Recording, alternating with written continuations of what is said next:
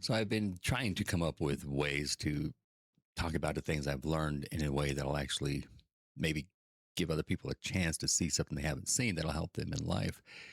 And it's been very difficult because I don't want to sound preachy. I don't want to sound like, hey, look at me, I got all the answers. Because everyone's life is different. What we went through is different. There are so many countless variables, it's unreal. But what I have learned in my life is that perception, the way I look at things, is always key to seeing what I need to see. I mean, obviously, right? You're struggling with something in life, you see it a different way. The next thing you know, you can drop it because you're like, oh my God, why was I going along with that? A good, simple example of this is when I was coaching my son's flag football team. There was a kid on the team who loved being quarterback. He wanted to be quarterback and he was good at it.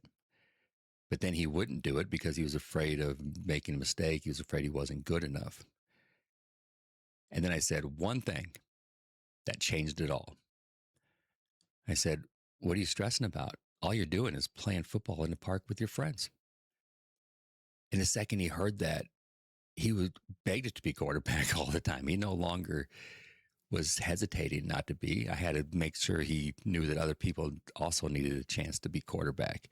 So it went from me trying to convince him to him to me having to convince him to give someone else a chance. It was a beautiful thing. And his parents just looked at me like I was the most impressive football coach they'd ever met. And they were just begging for me to coach the next year. But I didn't do anything. I didn't get him better at throwing a ball. I didn't teach him how to be better at football. I just told him he's playing football in the park with his friends. That's it.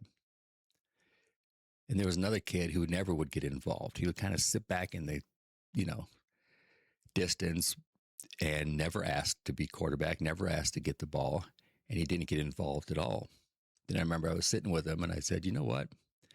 You're a pretty cool kid, man. If I was your age and going to your same school, I'd be hanging out with you. There's no doubt about that. After I said that, he not only got involved, yeah, I didn't regret telling him that, obviously. But now I had to deal with, he was constantly wanting to be quarterback. He was constantly wanting to get the ball. And it was such a huge change. I didn't tell him anything other than, dude, there's nothing wrong with you. I would definitely like to hang out with you. And that was all he needed to hear. And it doesn't matter how traumatic different life experiences were or what you went through, man.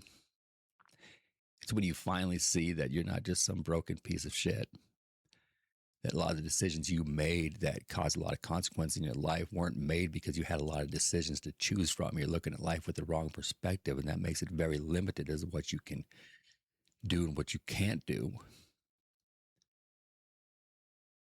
And so the whole complicated mental health thing in my life has always come down to the most simplest things.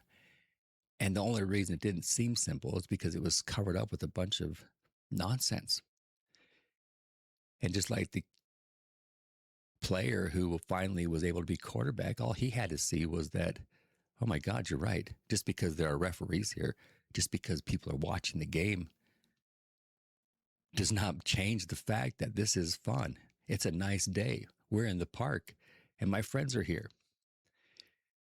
And I just think that so much of the mental health industry or the self-improvement industry spends so much time talking about, well, if you're raised by a narcissist or if a sociopath does this. Now, if you take this study we did in 1982 and we took 5 empaths and put them with 5 narcissists and we discovered blah, blah, blah, dude. Oh, you're just seeing things with the wrong perspective. And how do you get someone to see it the right way? If it's a simple situation like football, it's not too difficult. But when someone has all this abuse when they were a child and things like that, the answer is always the same.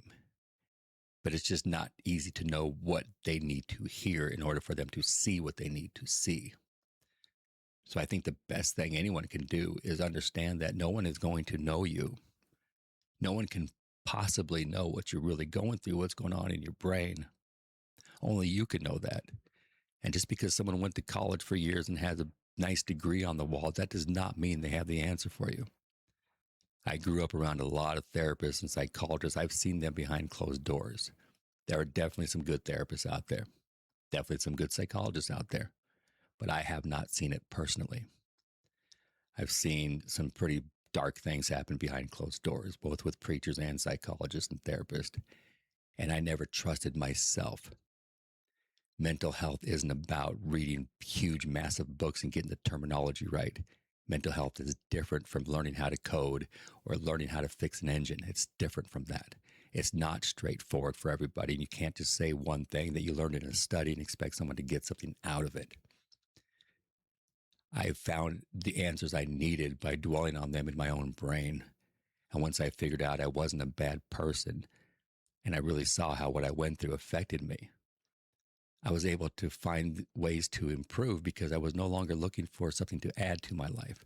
I was only removing all the things that were given to me that gave me the wrong perspective on life.